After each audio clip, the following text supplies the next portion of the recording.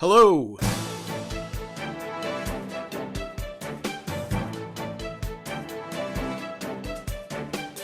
And welcome to episode 53 of Modern Media Review, the podcast that almost disappeared into a lockdown black hole. I'm Robin Gibson. And I'm Sean Gollogly. And yeah, Robin, it's not surprising really that we nearly disappeared down a lockdown black hole, because I believe we're now at day 5,552. Is it right? Lockdown. Is it 5,552? The only reason I know this, because it sounds a bit like Captain Kirk's log from Star Trek. Remember that? Yeah, I never watched Star Trek. I didn't really understand it. It was all a bit otherworldly, wasn't it? Yeah, it didn't ring true to me. And a bit like the captain of the Enterprise, we're exploring brave new worlds, Robin. Ours, of course, being post-Trump. I thought it'd be a great thing. But since Donald's ban from Twitter, I'm missing that daily harumph over his latest outrageous tweets. But on the other hand, I think it's good that he doesn't get any of this publicity. I was a bit concerned after the inauguration that they kept whittering on in the news interviewing these furry-hatted people when I thought, well, their moment's gone now, just move on. Exactly, I've had to put the furry hat back in the wardrobe, Robin. But like Donald Trump, I have personal experience of being cheated. Of what? I bought a lottery ticket yesterday. Oh, God. What? Yeah, I'll carry on. For the quadruple rollover, man. Quadruple the chances of not winning it, yeah? Well, you say that. It's a simple exponential thing, isn't it? More people enter. Ugh, didn't think about that one. But listen, all was going well, yeah? First three numbers all came up, right? Yeah, wow. But then, out of nowhere, these other numbers started coming in. The wrong ones. Oh yeah, the wrong numbers. That often happens. Well, hold on a minute, Robin. I was clearly winning. They should have stopped the count.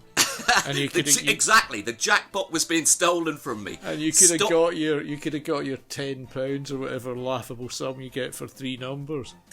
Exactly. Stop the lottery, stop the steal. Anyway, it has been a bit longer between podcasts than we intended, hasn't it? True. And got a valid excuse. Well, yeah, in these days of lockdown, it's not really a valid excuse, that you've been snowed under. Although I have literally been snowed on. And I guess that watching box sets of Endeavour doesn't really cut it when you're trying to be telling people that you've been too busy. But a blast from the past has been busy, though, Robin. Swampy, remember him? Oh, yeah, he must be about 80 by now, mustn't he? He has. I mean, the last time I think we saw him when he was protesting against the Newbury bypass, remember that? Yeah, that was in the 90s, wasn't it? It was in the 90s. Smelly-looking bloke. We'll get on to that later. But hats off to the eco-warrior, Robin. He's back, and he's been tunnelling under Euston Square. Yeah, I know. Hold on, Oh, dear. At least he's being active, unlike us when we weren't podcasting. You're talking about as if it's the beginning of a new year, Sean. I hate to break it to you, and I know those Endeavour box sets are really long, but it's not actually New Year, mate. January is over. Although it's an easy mistake to make because there's hardly any activity markers during this time, to help you gauge passing of time. Like, normally by this time in January I'd have completed the Paisley Winter off-season Buckfast half marathon and I'd have probably shot a few stags, probably combined both. But it was all off this year. I do love the idea of activity markers. One of which, do you remember when lockdown first started, we thought we'd do all sorts of, noble or useful things. One of which, I suppose, obviously which I didn't do, was write a COVID diary. Uh-huh. With some erudite insights into myself. I'm glad you didn't bother. And the human condition. It wasn't just going to be about me. Obviously, I didn't. And obviously, because you're not going to write a book, are you, Sean? You don't know. Everyone's got one good book in them. No, they haven't. Everyone's got one bad book in them. But I was just thinking about this when I was contemplating not writing a COVID diary. This is all very insightful already. Well, the great fear with Insight is that, like a betting diary, which I think the great fear with Insight is that no one else is interested in it. Second fear, then, is that, yes, like a betting diary, it's fine if everything in your garden is rosy. Not so great, Robin, if it shows the bad stuff, like your basic character flaws that need addressing. When it gets to that stage, I think it's always best just to be a bit more ostrich, and move on. Yes, bury your head in the diary. So close the diary and bury your head in the sand. Yeah, just say no, Talk move about on. burying your head in the sand. The title of this podcast, which you came up with, is about tears, but we're not even in a tear now. The tears are on hold. Did you not notice that either? No. It's a full lockdown. Apparently a full lockdown. Although I've noticed that there are still people out in the street. I noticed our local pub had smashed in, boarded up window the other day. What is that, Tannehill's? Yeah, someone must have been really keen to have a pint.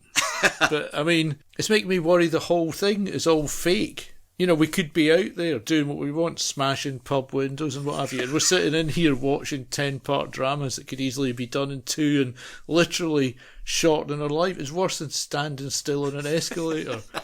One of my pet hates. Do you harumph behind people standing still on an escalator, Robin? You're literally wasting your life by standing still on an escalator, aren't you? Which is an interesting point. Have you ever raised that to anyone standing still on an escalator, Robin? Yeah, but they just say I'm talking shit. Also, the danger of writing a diary, especially in lockdown, is it really highlights that your life is ultimately pointless. Yeah. Did you not know that either? Well, this is the problem with the lockdown. It's made me contemplate my navel a bit too much, Yeah, sounds like it. It is a bit tough, isn't it, when things get a bit shite and confusing? If you think about it, one of my favourite pet love/hates is comments on Mail Online. Yeah. But even that's a problem now for people like... Remember, you could always rely on Julie from Alicante. I once read one where they were saying that they were frustrated because their neighbours couldn't speak English and it meant they couldn't complain to them about the noise.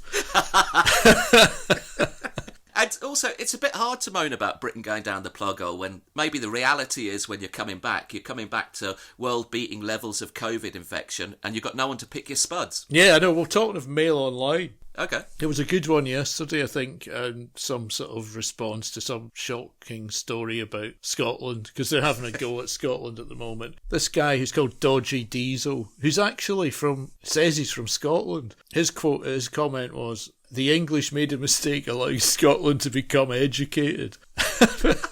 This is the thought process. Become educated and have an assembly. Although he's actually said allowing Scotland become educated and have an assembly, which suggests his education not very educated, stalled. They should have closed the schools, fed them gin, and then they would not care about independence.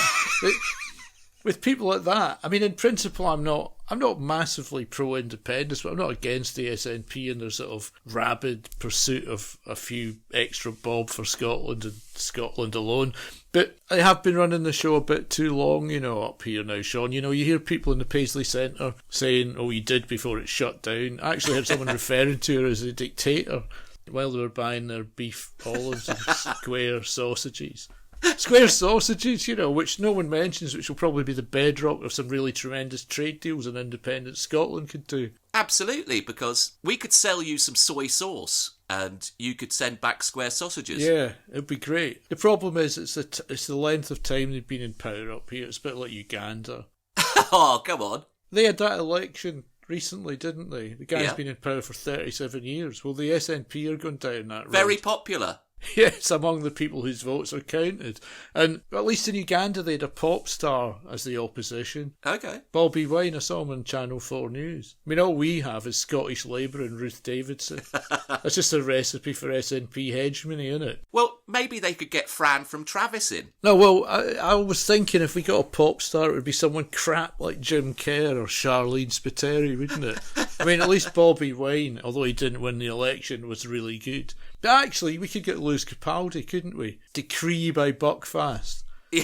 He could say, and he could get the lockdown, go, stay in the fucking house for the rest of the year, pal.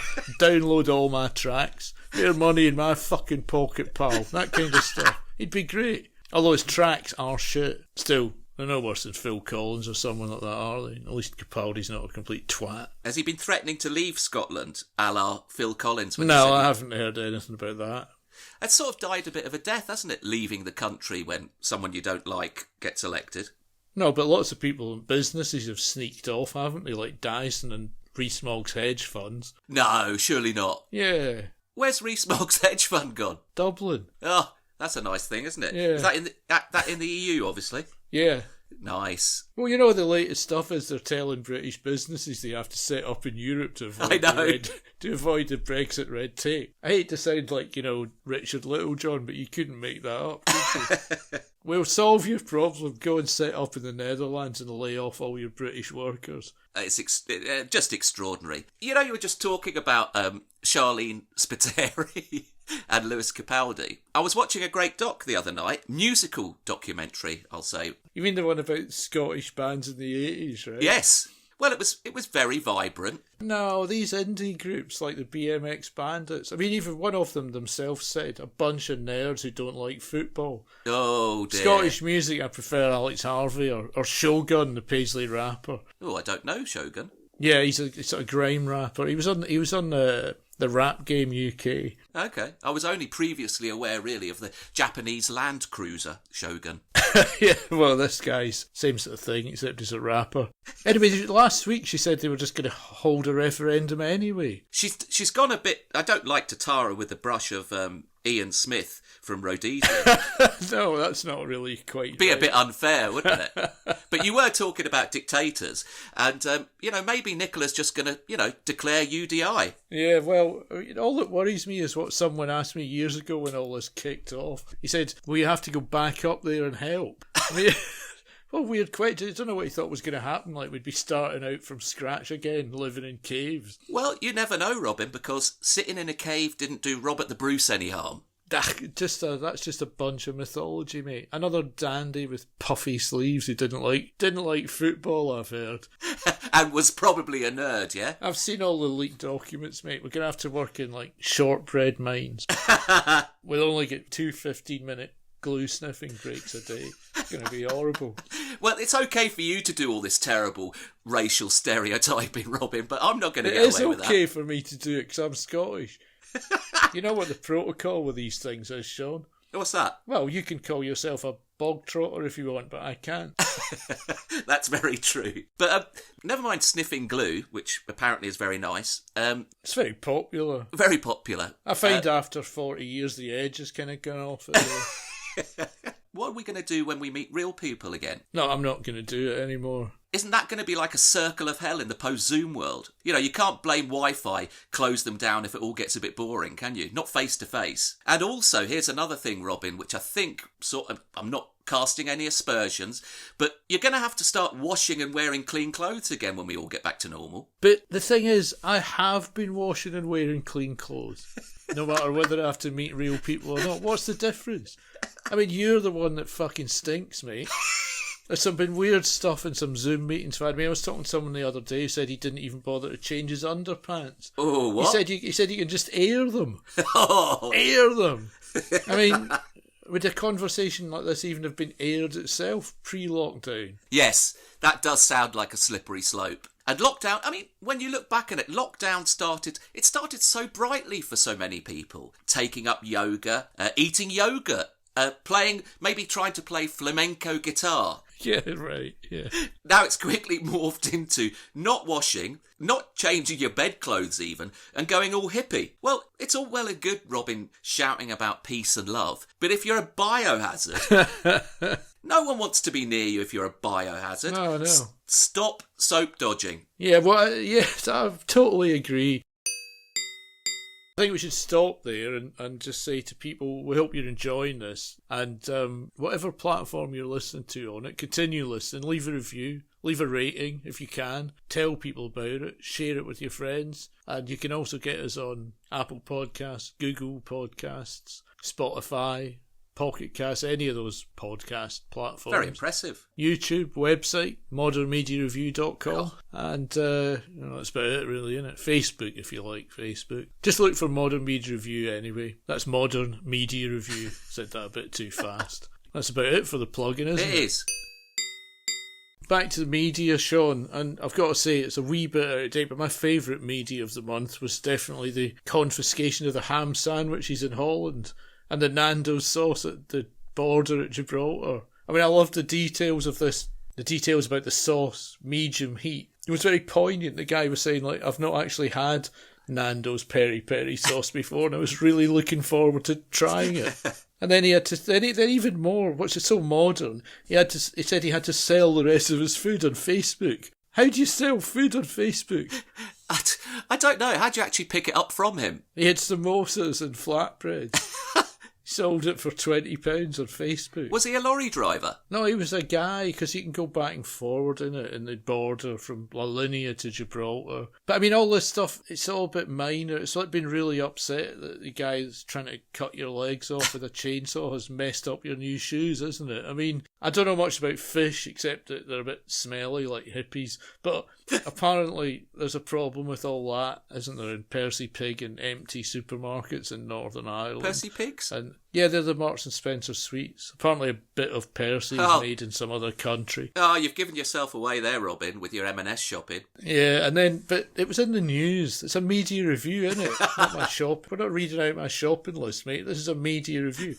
But there is going to be a problem in Northern Ireland, isn't there? Because the government's full of people who, not long ago, didn't even master the basic knowledge of where it was. And what was the difference, between unionists and nationalists, and maybe they'd vote for each other's parties. Can't see any big, deep thinking solution to this soon. Have you been looking at these new export and import rules? Daily. I'm trying to find out if this meth and hash from Holland is going to be subject to customs duties and VAT. I'm asking for a friend. Anyway, I suppose as long as they don't sort of try and sneak it through a shipment of ham, well, be okay. Well, the ham sandwich wars, it is old. It's been eclipsed, and joyously, as far as the Mail and the Express think, by this weekend's events, isn't it, with the attempt at border controls on vaccine by the EU, which was stupid. It was. But we've had a major victory, Robin.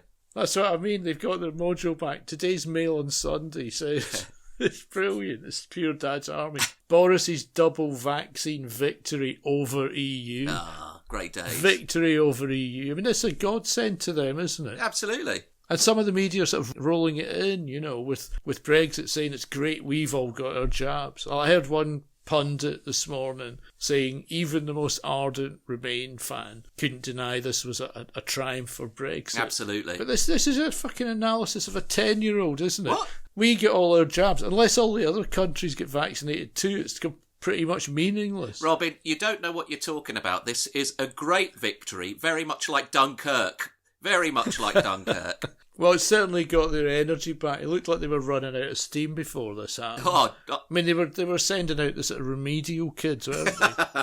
Pretty Patel and Gavin Williamson. So sending Pol Pot to reassure people things are going well. Oh dear. The plan's working, just needs a few adjustments. Absolutely. Foundations are sinking, the roof's caving in, but we've got some new bookshelves from IKEA. Which is quite fitting, really, because you need a few pretentious shelves full of books, for your Zoom call. Oh, absolutely. De rigueur, I would say.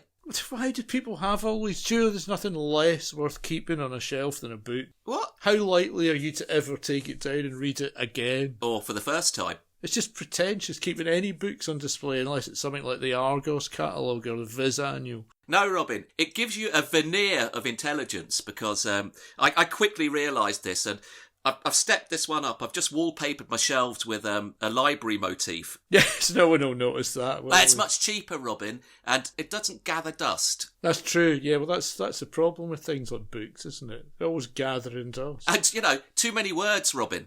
Anyway, on to the tiers, Sean, because that's what this is meant to be about. We finally got here. Because your original idea was to move on from tier 5. I was watching the football because, like BT have got this great advert at the moment. They and Sky and the BBC are saving us all by feeding us football games. BT especially have done, and again, this is like, You'd have nothing to live for if it wasn't for Chelsea v Burnley, would you? Well, which unfortunately I watched a bit of this morning. Not only have the Mail obviously done a very World War II victory over Europe thing, but the BT advert for sports is to the tune of The Great Escape.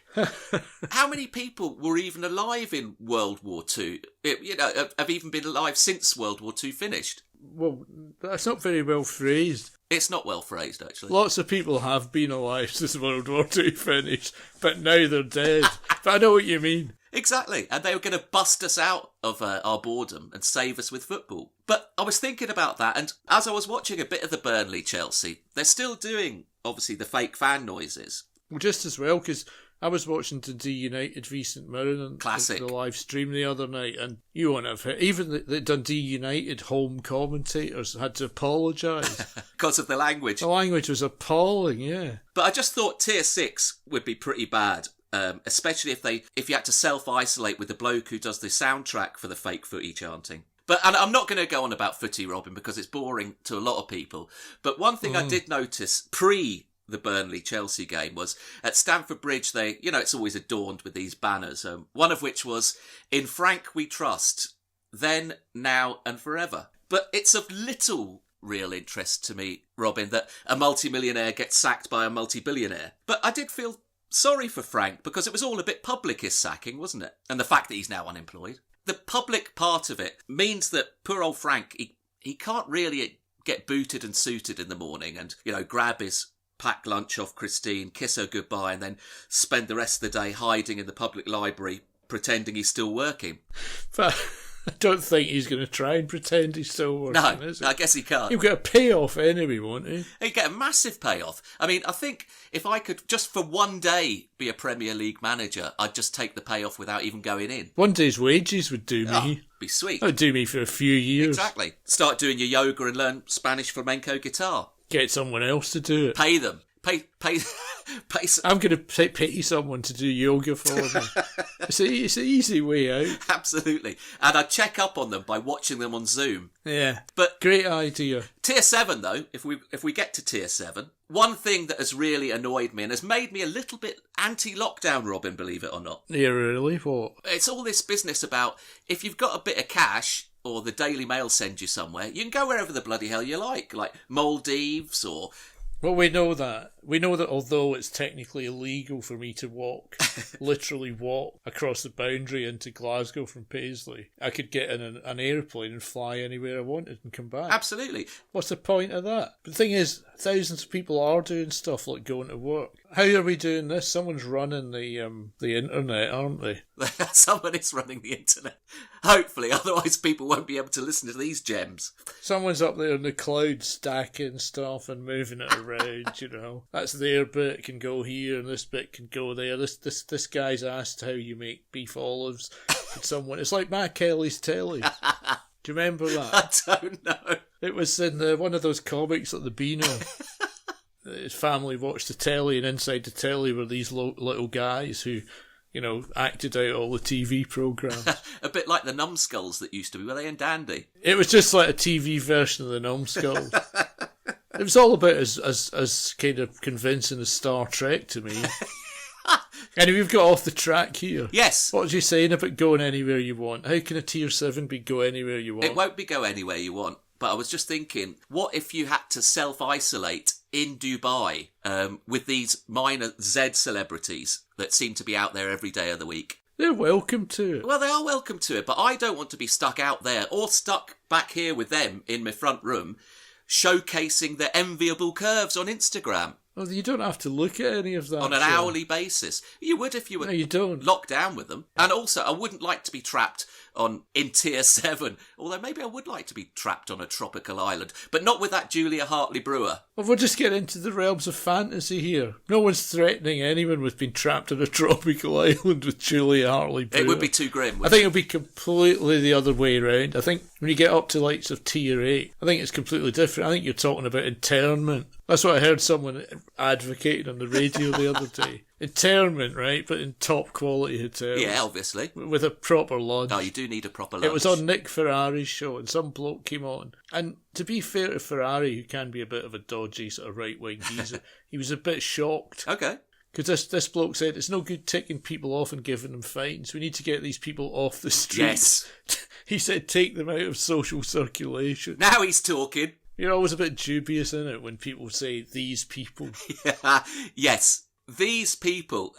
It's always a bit of a flag, isn't it? I mean, It's a bit like when people say, oh, some of my best friends are blank, blank, blank. Yeah, exactly, yeah. But... then there's always the but. So Nick Ferrari goes like, wait, the guy says, take them out of social circulation. Ferrari says, where? And the bloke says, well, hotels. Yeah. You see, he's really thought it through, can't you?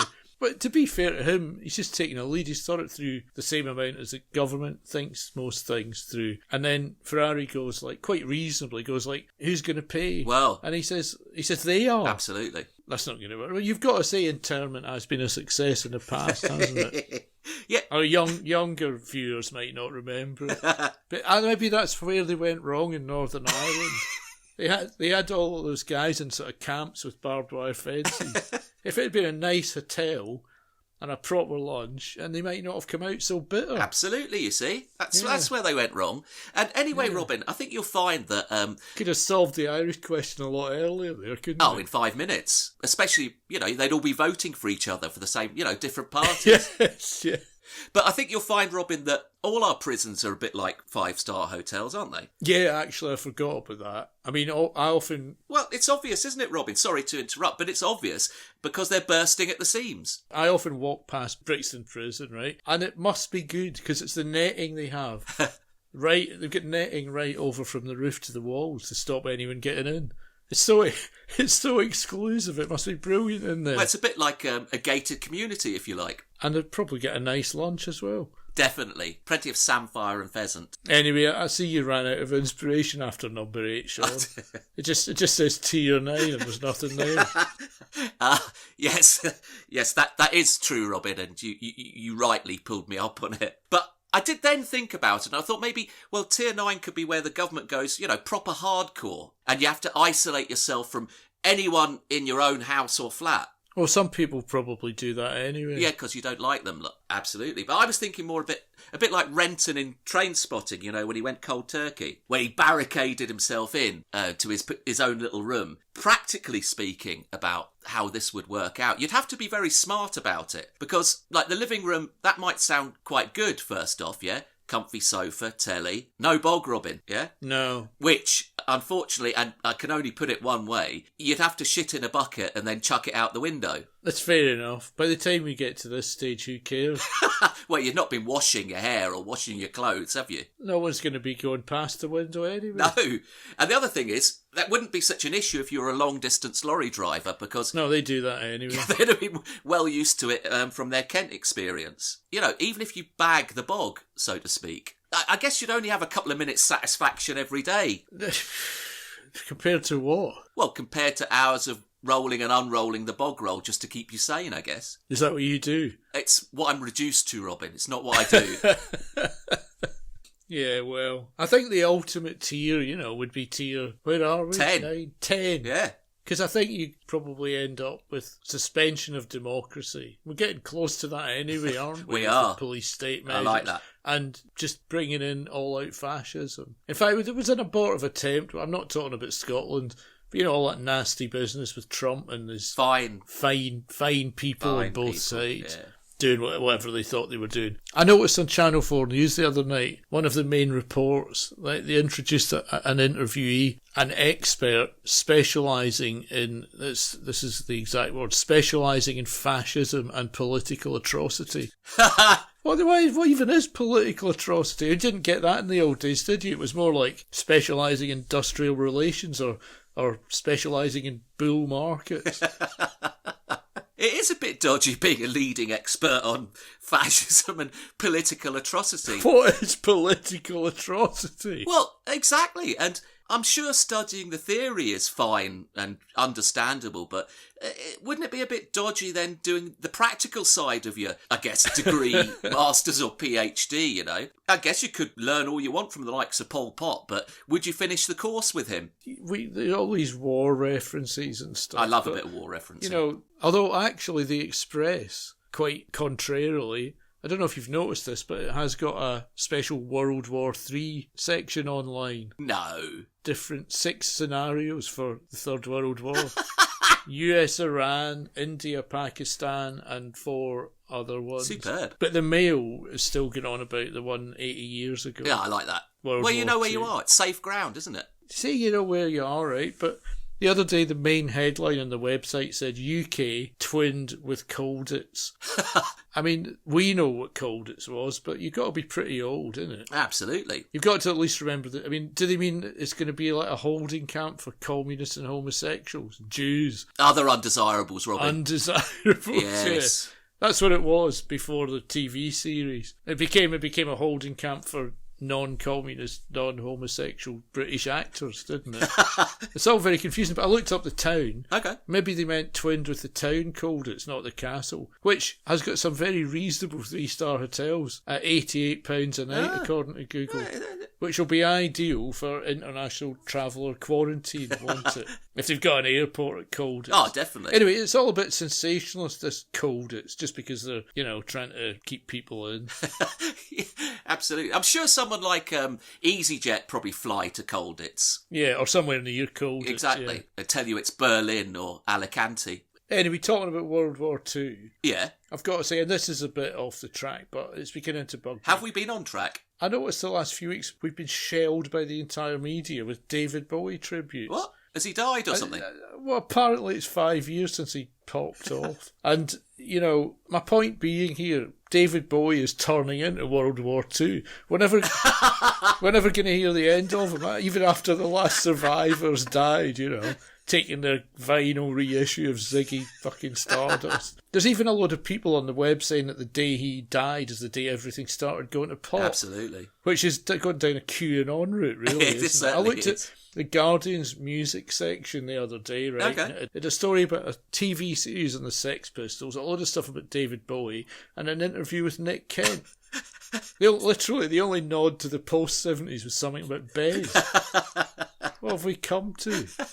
It does make you wonder the age of the Guardian music section in terms of the people that were writing it. About our age, I think. Yeah, definitely. Anyway, onward. Onward and grindingly. And the idea of Tier 11 was that if Tier 10 obviously wasn't enough, we would finish up with Tier 11. If you needed that little extra degree of lockdown, where'd you go after 10? Well, I see everyone giving up. Okay. Relaxing. I see a big boom in hobby magazines, artisan quarterly magazines on matte paper. Oh, I like that. Bit like your 180 gram vinyl, twat product, but with sort of pub credibility and maybe covering drinking beer. Yes. TV Choice bed sores and some DIY. I'm thinking about it that way. TV Choice magazine's in prime position here. Yeah. I mean, they've already got the TV Choice and loads of stock pics of Danny Dyer and that. They just need to have more beer content. Yeah, just as long as it's craft beer, I'm quite happy about it. Reaching for beer monthly, something like that.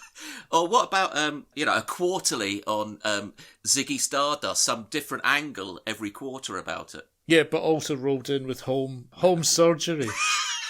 Do it yourself, because it's going to get to that, isn't it? Absolutely. I tell you what, you should try a bit of DIY. Bit of DIY veterinarian, Robin. Yeah. Bloody cats cost a fortune when you have to take them to the vet. But anyway, Robin, I'm yeah, that's enough. Going off track there, and Tier 11 will take care of itself, By then we've all become so institutionalised, we won't be able to leave the house, won't be able to cope with life out in the real world. I'll tell you what we'll have to do. We'll have to build a load of halfway houses to help people. Yes, yeah. Seriously.